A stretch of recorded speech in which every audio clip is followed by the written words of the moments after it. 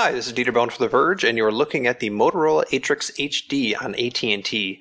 It's essentially AT&T's take on the Droid Razr from Verizon, but there are a few key differences. Like the Razr, it's quite thin with a Kevlar back and a big ol' hump on the top.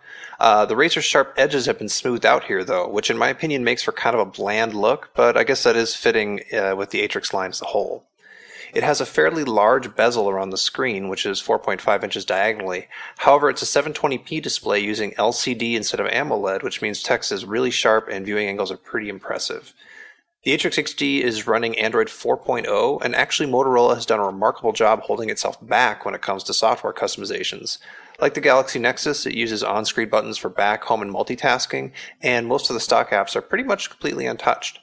One neat thing that Motorola did is they took some of these stock icons and had them do dual duty. In addition to launching their apps, some of them you can swipe up to open a related widget like Favorites or Agenda or Recent Text Messages in a pop-up window.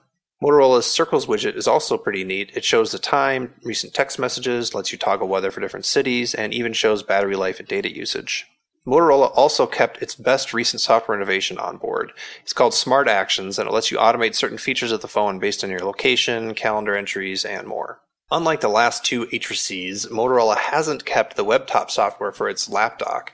However, I did try plugging it in, and it does do straight HDMI mirroring, so if you happen to have a Lapdock lying around, you could still get some use out of it. The Atrix HD is powered by a Qualcomm S4 Snapdragon processor clocked at 1.5 GHz, and in my testing I found it to be pretty fast, but not quite as fast as more expensive phones. It only has 8 GB of internal storage too, but there is a micro SD card slot for expansion. I found the camera to be a little disappointing with flat colors on most of my shots and fairly anemic shooting options, but you can set the volume button to toggle the shutter if you like to do that. The Atrix HD is only $99.99 on a 2-year contract for AT&T, and at that price, it's quite the overachiever. While it's still not quite as good as either the HTC One X or the Samsung Galaxy S3, it's half the price. If you're looking for an LTE phone on AT&T that's as close to stock Android as possible, the unassuming Atrix HD isn't a bad bet.